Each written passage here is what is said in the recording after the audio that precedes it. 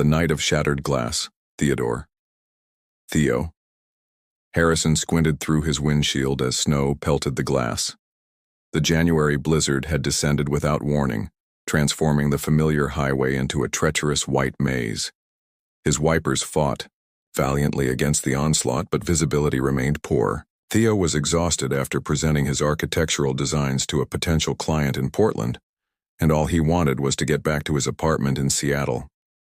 "Just 90 more minutes," he muttered, leaning forward as if those few inches might help him see better through the swirling white dot. The radio announcer's voice crackled through his speakers, advising all drivers to seek immediate shelter. "This storm system has intensified and road conditions are deteriorating rapidly." Theo reached to turn up the heat when his headlights illuminated a patch of black ice spanning the road ahead. His heart lurched as he felt his tires lose their grip. Everything slowed down. The car spinning, the world outside becoming a blur of white and dark. There was the sickening sound of metal meeting guardrail, then glass shattering as his vehicle careened down the embankment dot. When Theo's consciousness returned, it came in fragments. Pain radiated from his left side. Warm liquid trickled down his face. The car horn blared continuously, but it sounded distant, as if coming from underwater. His car lay on its side, partially buried in snow. Through the spider-webbed remains of his windshield, he could see nothing but darkness and falling snow. Time became fluid. Theo drifted in and out of awareness, the cold seeping deeper into his bones with each passing minute. No one would find him here, off the road, in this weather. The realization settled over him like the accumulating snow, quiet, heavy, and final dot. Then, impossibly, there was light. A flashlight beam cut through his shattered window, followed by a woman's voice. "Hello? Can you hear me?" The voice was steady, authoritative. "I'm going to get you out. Stay with me." Theo tried to respond, but only managed a groan. The woman, bundled against the storm, her face obscured by a scarf, worked methodically. She spoke continuously, her voice becoming his anchor to consciousness. "My name is Olivia. I'm a nurse. You've been in an accident, but I'm going to help you. Can you tell me your name?" "Theo," he managed, his voice barely audible. "Good, Theo, that's good. Stay with me." With remarkable strength, she managed to open his crumpled door. The cold air rushed in, but it felt clarifying after the stifling interior. Olivia worked quickly, assessing his injuries with practiced hands. "I need to move you, and it's going to hurt," she warned, her breath visible in the freezing air. "My car is just up the embankment. The nearest hospital is 20 minutes away." What followed was a blur of pain and effort. Somehow this stranger half-carried, half-dragged him up the snowy slope. Her determination never wavered, even when Theo's legs gave out completely. In her warm car, Olivia wrapped him in emergency blankets before starting the engine. "Stay awake, Theo. Talk to me. Tell me about yourself." Through chattering teeth, Theo shared disjointed facts. He was 28, an architect, lived alone. Olivia drove with intense focus, navigating the treacherous roads while periodically checking on him. "The buildings we create," Theo mumbled, fighting to stay conscious. "They outlast us. That's why I became an architect, to leave something behind." "You're going to build many more buildings," Olivia assured him, her eyes briefly meeting his in the rearview mirror. "This isn't your ending." At the hospital, everything accelerated. Olivia spoke rapidly to the emergency staff, using medical terminology. Theo couldn't follow. As they wheeled him away, he reached out weakly, catching her sleeve. "Thank you," he whispered. "I don't know how to—" "Just live well," she replied, her smile visible even through her scarf. "That's thanks enough." Before Theo succumbed to the medication flowing into his veins, he caught one last glimpse of his rescuer, a woman with kind eyes speaking with a doctor. By morning, when Theo awoke to white walls and beeping machines, she was gone. The hospital staff told him only that a good Samaritan had brought him in during the worst of the storm. No name. No way to reach her. Just the memory of a voice that had guided him back from the edge of oblivion. Blueprints of Recovery. The spring sunlight streamed through the windows of Theo's physical therapy room, casting long rectangles of warmth across the exercise mats. 6 months had passed since the accident, and Theo's body bore the evidence of, that night, a surgical scar running down his left leg, another across his abdomen, and the occasional tremor in his right hand when he was tired. 3 more, Mr. Harrison, encouraged Danica, his physical therapist. You're rebuilding strength. Impressively, Theo completed the leg press exercises, his face tightening with effort. After his session, he sat on a bench overlooking the hospital's healing garden, sketching idly in his notebook, a habit that had sustained him throughout his recovery. The accident had changed him in ways beyond the physical. Near-death experiences had that effect, he supposed. That's beautiful, commented Dr. Franklin, pausing beside the bench. The older surgeon had performed 2 of Theo's operations and now stopped to check on him occasionally. Theo glanced down at his drawing, an open, light-filled space with curved walls that embraced rather than confined. Just an idea I've been playing with. Hospitals shouldn't feel so institutional. Couldn't agree more. Dr. Franklin nodded. Your accident. Have you ever found the woman who brought you in that night? Theo shook his head. No, I've tried. Called local nursing agencies, posted in community groups. It's like she appeared from nowhere and then vanished.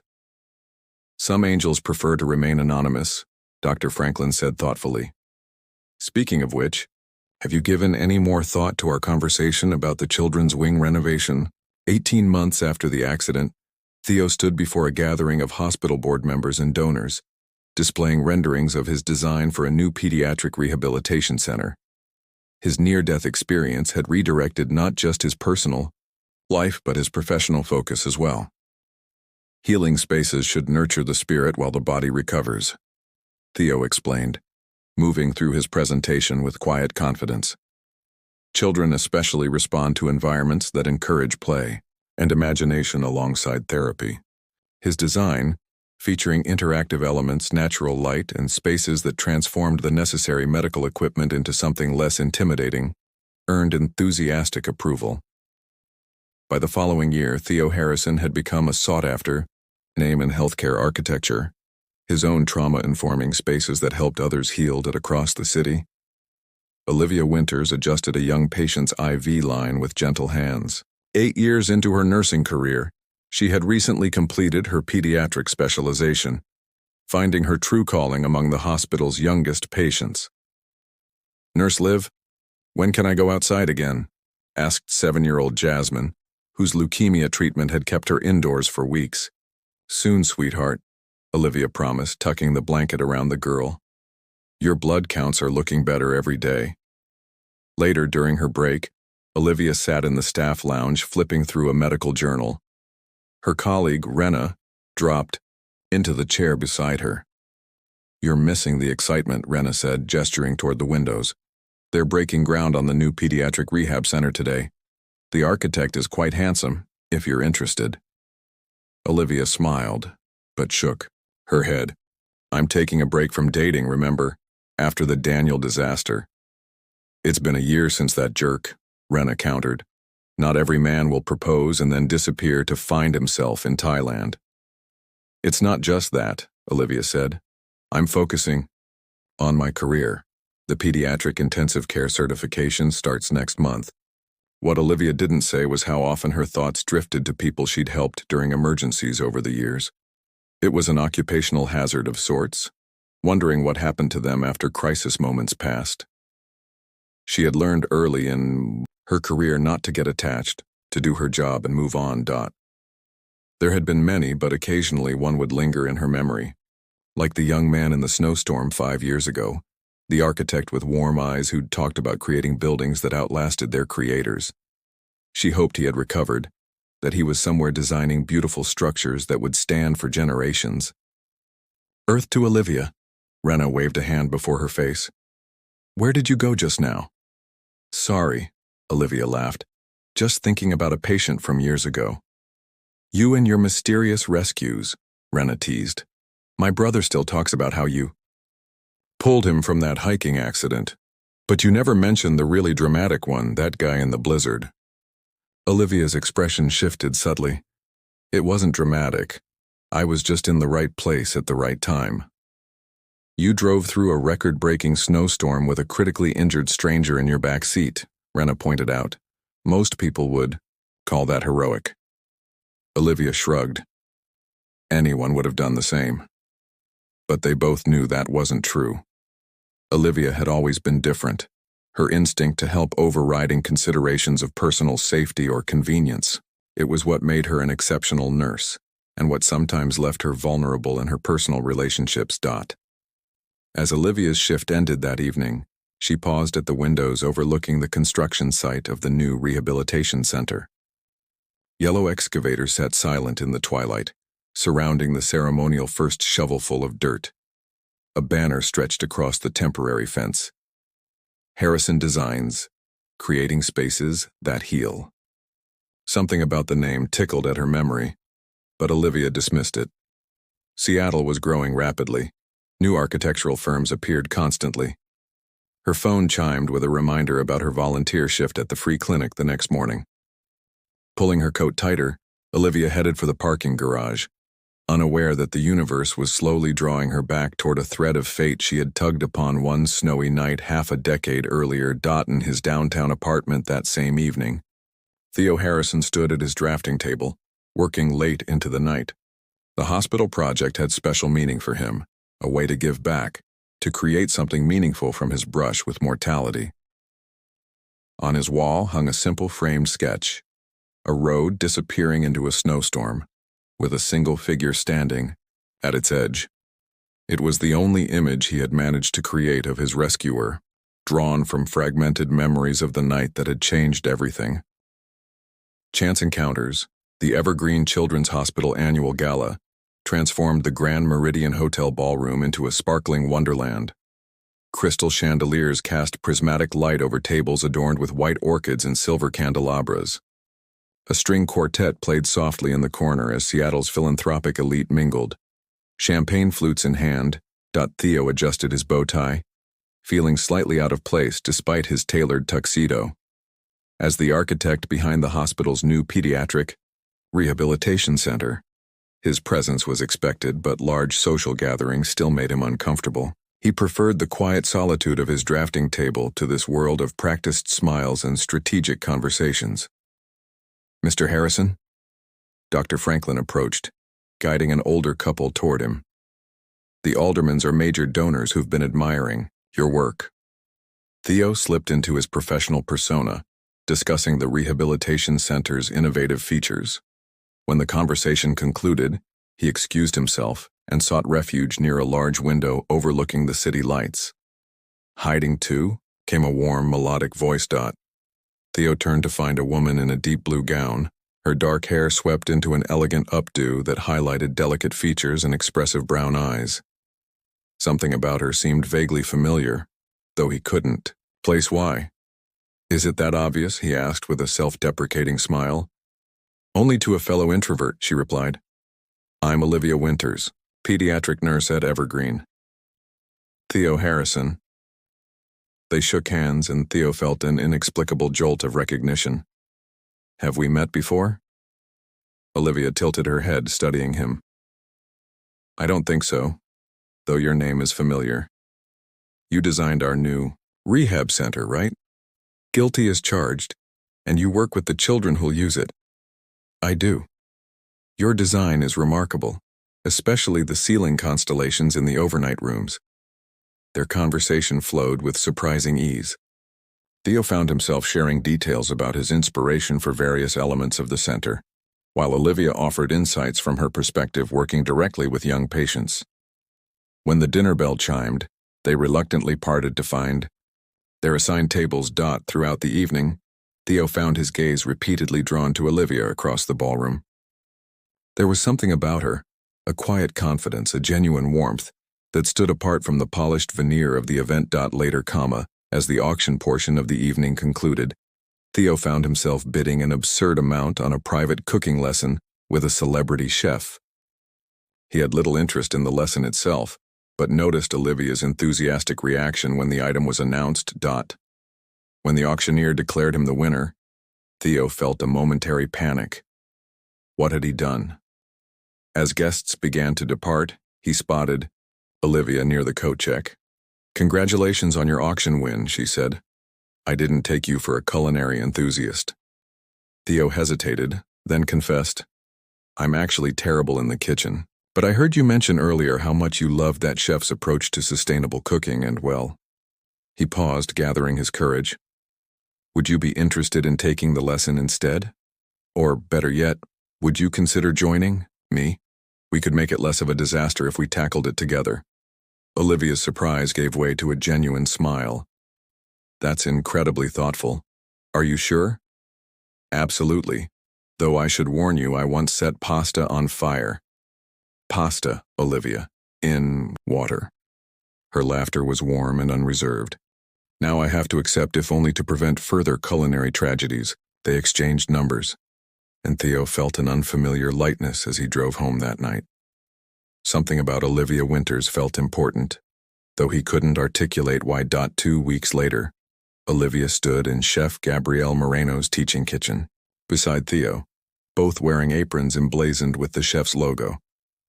"The secret to perfect risotto," Chef Moreno explained, "is patience. You cannot rush the process." As they took turns stirring the creamy rice, their hands occasionally brushed, sending a curious warmth through Olivia. There was something about Theo Harrison that felt both new and familiar, like a favorite book she had somehow forgotten reading. "You're a natural," Theo commented as Olivia expertly folded wild mushrooms into the risotto. "My grandmother taught me the basics," she explained. Cooking was her love language. Chef Moreno guided them through preparing an entire meal: the mushroom risotto, pan-seared scallops, and a delicate chocolate soufflé. By the time they sat down to enjoy their creation, they had fallen into a comfortable rhythm of conversation and shared laughter. "So what made you become a nurse?" Theo asked as they savored the fruits of their labor. Olivia considered the question. "I've always been drawn to helping people in critical moments. There's something profound about being present when someone is vulnerable, afraid, or in pain, and being able to make a difference." Theo nodded thoughtfully.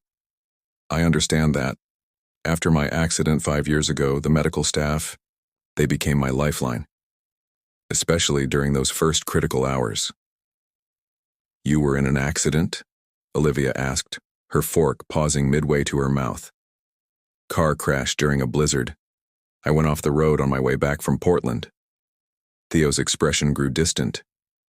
"I would have died if a stranger hadn't found me and gotten me to the hospital." Something flickered in Olivia's eyes, a momentary recognition quickly concealed. "That sounds terrifying." "It changed everything for me," Theo admitted. "I never found her, my rescuer, but that experience is why I shifted my architectural focus to healthcare spaces." Olivia took a sip of wine, her expression unreadable. "Sometimes the most meaningful connections in our lives are the briefest," she said softly. As the evening concluded, they lingered outside the restaurant, neither quite ready to end their time together. "I had a wonderful time," Olivia said, wrapping her scarf against the autumn chill. Would you like to do this again sometime?" Theo asked, "without the chef and with less pressure to create edible food?" Her smile was answer enough. In the months that followed, Theo and Olivia's relationship blossomed naturally. They discovered shared passions for hiking the Pacific Northwest trails, for obscure documentary films, for the same dog-eared poetry collection they had both carried through college. Neither could explain the sense of recognition they felt in each other's presence, as if they had known each other in some previous life, or perhaps were always meant to find each other in this one. And while Olivia sometimes caught herself wondering if Theo could possibly be the same man from that snowy night years ago, she dismissed the thought as fanciful. Seattle was a city of millions. The odds were astronomical. Besides, what mattered was not who they might have been to each other in the past, but who they were becoming together now. And that was beginning to feel remarkably like love. Building a foundation, raindrops tapped gently against the windows of Theo's loft as he and Olivia shared a lazy Sunday morning. Nearly a year had passed since their first meeting at the hospital gala, a year of deepening connection and growing certainty. "Pass the crossword?" Olivia asked, curled up in the oversized armchair that had gradually become her spot in his space dot. Theo handed her the newspaper section, their fingers brushing in the exchange. These small moments of domestic tranquility had become precious to him. Olivia in her reading glasses, hair piled messily atop her head, wearing one of his old university sweatshirts. "I'm thinking about changing the guest bedroom into a proper home office," Theo mentioned casually, watching her reaction. "Since you have most of your clothes here anyway, it seems wasteful to keep it as a guest room." Olivia looked up, her pencil, pausing mid-clue. "Are you asking me to move in with you, Theodore Harrison?" "Technically, I think I'm suggesting you already have," he replied with a smile. "But yes, I'd like to make it official."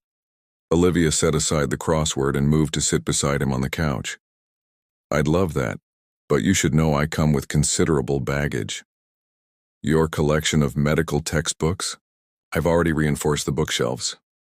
"No," she laughed. "My plants. 17 of them, each with very specific sunlight and watering needs. It's practically a part-time job. I believe I can accommodate your botanical dependence." Theo took her hand, his expression growing more serious. "I love you, Olivia, more than I thought possible." "I love you too," she replied softly, "even when you leave your drafting pencils everywhere." By the following spring, they had settled into a shared life in a new apartment with large windows perfect for Olivia's plant collection. Their home became a reflection of their complementary natures, Theo's architectural precision balanced by Olivia's intuitive warmth. His sketches and blueprints found homes alongside her medical journals and treasured novels. One evening in May, Theo's college friend Julian invited them to dinner at his newly opened restaurant overlooking Elliott Bay. As they savored the inventive cuisine, Julian regaled them with stories of their university days. "Theo was always the responsible one," Julian told Olivia. "While the rest of us were doing questionable things at parties, he was calculating structural load capacities for fun. I wasn't that boring," Theo protested. "No, but you were that brilliant," Julian countered. "Even then, we knew you'd design something extraordinary someday. And now look, healing spaces instead of just buildings." Later, as they strolled along the waterfront beneath a canopy of stars, Theo guided Olivia toward a small public garden he had helped design years earlier. Japanese maples created delicate silhouettes against the night sky, and subtle lighting illuminated a central fountain. "This is beautiful," Olivia said, admiring the peaceful space. "I can't believe I've never been here before. It was one of my first projects after the accident," Theo explained. "A place for reflection." As they reached the fountain, Theo took both her hands in his. "Olivia, meeting you has been the most unexpected gift of my life. You make me believe on the kind of serendipity I never thought existed." Olivia's eyes widened as Theo reached into his pocket and knelt before her. "Theodore, I've designed buildings to last generations, but nothing I create will ever be as meaningful as the life I hope to build with you." He opened a small velvet box, revealing a ring with a sapphire surrounded by smaller diamonds. "Olivia Winters, will you marry me?" Tears glistened in her eyes as she nodded. "Yes," she whispered. "Absolutely, yes." The ring slipped perfectly onto her finger, catching the garden lights in brilliant flashes. As Theo stood and pulled her into his arms, Olivia felt a strange completion, as if their lives had been drawing toward this moment through invisible threads of destiny. Summer and autumn passed in a flurry of wedding preparations. They chose a small venue on Bainbridge Island for the following spring, a restored boathouse with sweeping views of Puget Sound and the Olympic Mountains beyond. While Theo focused on renovating parts of their apartment to better accommodate their merged lives, Olivia juggled wedding planning with her increasingly demanding role at the hospital. "Have you thought about inviting your rescuer?" Olivia asked, one evening as they finalized their guest list. The question had emerged several times throughout their relationship, always carefully phrased. Theo sighed. "I've thought about it often. But after 5 years with no success finding her, it seems impossible. I've accepted that some people come into our lives briefly but profoundly, then continue on their separate paths. Olivia nodded, her expression thoughtful. Several times she had almost told him the truth, but something always held her back. Fear, perhaps that it might somehow change what they had built together, that it might seem like fate rather than choice had brought them together. As their wedding day approached, Olivia's younger sister Josephine arrived from Boston to help with final arrangements. The sisters hadn't seen each other in nearly a year, and they spent a day catching up while Theo attended a client meeting. "I can't believe my big sister is getting married," Josephine marveled as they sorted through honeymoon essentials. "And to an architect. Remember when you said you'd only marry a doctor so you could have professional conversations at home?" Olivia laughed. Life had other plans, apparently. Better ones than I imagined. "He seems wonderful," Josephine said sincerely. "The way he looks at you, like you're the extraordinary one in the room." "He is wonderful," Olivia agreed, folding a sundress into her suitcase. "Sometimes I wonder if we would have found each other without—" "Without what?" Olivia hesitated. "Nothing. Just wedding jitters, I suppose." That night, as Theo slept beside her, Olivia stared at the ceiling, turning her engagement ring absently. Tomorrow they would become husband and wife, building a future on a foundation neither fully understood. Part of her wondered if she should tell him before the ceremony, reveal the cosmic coincidence that had connected them years before they ever truly met. But another part believed that some mysteries were meant to remain intact, that their story would unfold as it was meant to. Whatever forces had conspired to bring them together, what mattered most was the choice they made each day to love each other. Not because of fate, but despite whatever fate might throw their way. As dawn approached, Olivia finally drifted to sleep, dreaming of snow and warm eyes and second chances, unaware that the universe had one final revelation waiting in the wings of their wedding day. Full circle. The morning of their wedding day dawned with perfect Pacific Northwest clarity, a rare gift in early April. Sunlight spilled through the windows of the Bainbridge Island boathouse, illuminating floating dust motes and casting golden rectangles across the wooden floor. Outside, Puget Sound stretched like polished silver beneath a cerulean sky, with the jagged silhouette of the Olympic Mountains standing sentinel in the distance. Theo stood in a small side room, adjusting his cufflinks, his father's worn on his own wedding day 40 years earlier. Julian moved around him, straightening Theo's tie and brushing invisible lint from his shoulders. "Nervous?" Julian asked, noting Theo's uncharacteristic fidgeting. "Not about marrying Olivia," Theo replied honestly. "Just about forgetting my vows, or tripping down the aisle." A knock at the door revealed Theo's mother, elegant in pale blue. "5 minutes, sweetheart. The guests are seated." She approached, smoothing his lapel with maternal tenderness. "You look so handsome. Your father would be proud." Theo embraced her, feeling the familiar ache of his father's absence. "I wish he could have met Olivia." "Oh, he'd have adored her," his mother assured him. Strong women always intimidated him in the best possible way. In the bridal suite across the venue, Olivia stood before a full-length mirror as her sister made final adjustments to her dress. An elegant creation of ivory silk with delicate lace detailing. Her dark hair was swept into a low, loose chignon, adorned with small white flowers. "You're surprisingly calm," Josephine observed, securing a final hairpin. "I feel calm," Olivia confirmed. "Like everything is exactly as it should be." Their mother entered with Olivia's bouquet, white peonies and blue hydrangeas tied with a silk ribbon. "The coordinator says they're ready whenever you are, darling." As her mother and sister gathered their own flowers, Olivia took a final moment, alone. She touched the small gold locket at her throat, her grandmother's, containing a tiny photograph of her grandparents on their wedding day. Inside, she had added a miniature snowflake charm, a private acknowledgement of the night that had connected her to Theo long before they truly knew each other.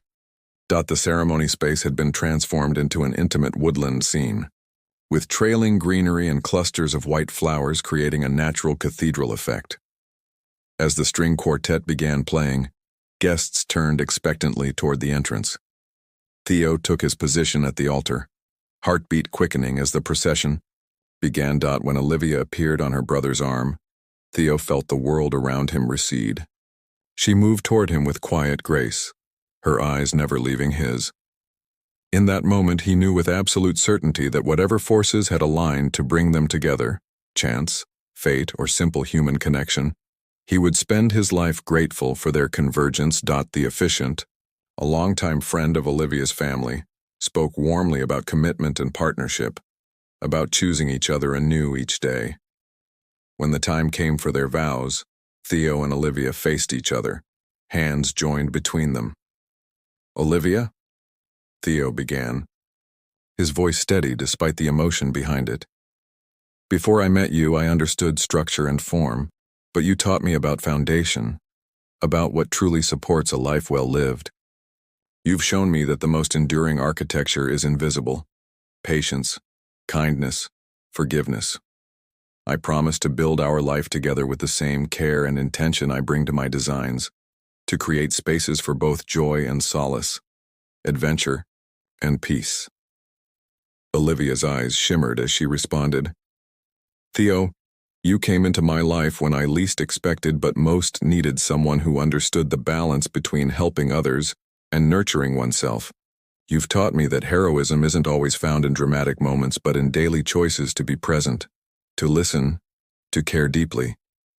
I promise to stand beside you through whatever storms we face, to be both your shelter and your companion in exploring whatever lies beyond the horizon." Their promises made, rings exchanged, they sealed their commitment with a kiss that felt both culminating and inaugural, the closing of one chapter and opening of another. The reception flowed with laughter and music, tables arranged beneath a transparent tent that preserved the panoramic views while providing shelter. As dinner concluded and dancing began, Theo found himself momentarily separated from Olivia, pulled into conversation with distant relatives. He made his way toward the bar, where he overheard Josephine speaking with another guest. "Never tells anyone about her heroics," Josephine was saying. "Like that time during the record blizzard when she drove some stranger to the hospital after finding him in a wrecked car. Mom was furious when she found out Olivia had risked her life, but that's just who she is." Theo froze, his champagne glass halfway to his lips. "When was this?" the other guest asked. "About 5 years ago," Josephine replied. "January, during that massive snowstorm. Olivia was driving back from visiting our aunt in Portland when she spotted a car that had gone off the embankment. The driver was barely conscious. An architect, I think she said. She somehow got him up to her car and drove through the worst of the storm to get him to a hospital." Theo's heart thundered in his chest. The glass in his hand trembled slightly. 5 years ago, a blizzard, an architect, Portland. Each detail aligned with his own memory, each word confirming what seemed impossible yet suddenly, blindingly obvious.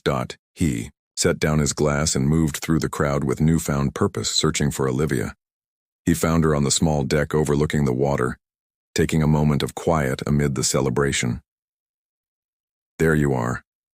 She smiled, turning toward him. "I was just getting some air before—" She stopped, noticing his expression. "Theo, what is it?" He approached slowly, taking her hands in his. "I just overheard Josephine talking about a snowstorm rescue 5 years ago." Olivia's smile faded, replaced by a complex mixture of emotions, uncertainty, vulnerability, and something like relief. "It was you," Theo said softly. "Not a question, but a realization. You're the one who saved me that night." For a moment, Olivia couldn't speak. Then, gently, "Yes." "Why didn't you tell me? When we met at the gala, or when I told you about the accident?" "At first I wasn't certain it was you," Olivia explained. "Then when I realized it might be, I worried it would change things between us, make our relationship seem like destiny rather than choice." She looked up at him, searching his face. "I didn't want you to feel obligated to me because of that night." Theo shook his head in wonder. "Obligated? Olivia, Finding out that the woman I love is also the woman who gave me a second chance at life doesn't create obligation. It completes a circle I didn't know existed. He drew her closer. The night of the accident, you told me to live well is thanks enough. I hope I've honored that. You have, she whispered, tears gathering. More than you know. I always felt there was something familiar about you, Theo said, touching her cheek. Like my soul recognized yours before my mind could catch up. Around them, the celebration continued, music and laughter floating on the evening air. But they remained in their private moment of revelation, the past and present aligning in perfect symmetry. Do you believe in fate? Olivia asked, her forehead resting against his. I believe in kindness echoing through time, Theo answered. I believe that compassion creates connections we can't always see but somehow follow nonetheless. He smiled. And I believe that finding you twice in one lifetime makes me the luckiest man alive. As the sun began its descent toward the Olympic Mountains, casting long golden light across the water, Theo and Olivia rejoined their guests. They carried with them a secret now shared, a knowledge that their story had been writing itself long before they knew they were its authors. Later, as they swayed together for their first dance, Theo whispered in her ear, "Thank you for saving me." That night in the snow and every day since. Olivia's arms tightened around him. Thank you for being worth saving. Around them, friends and family watched the newlyweds with affection, unaware of the extraordinary symmetry they were witnessing, a love story that had begun not with a meeting but with an act of courage on a snow-covered highway. A circle now complete, with infinite possibilities stretching before them. In architecture and in medicine, in building and in healing. Theo and Olivia had each dedicated their lives to creating safe spaces for others. Now in each other's arms they had found their own, a sanctuary built not of wood and stone but of understanding and second chances, of choices made and fates accepted, of love both ordinary and extraordinary, in its quiet, enduring power. The echo of kindness once cast into the universe had returned to them tenfold, a foundation strong enough to build a lifetime upon.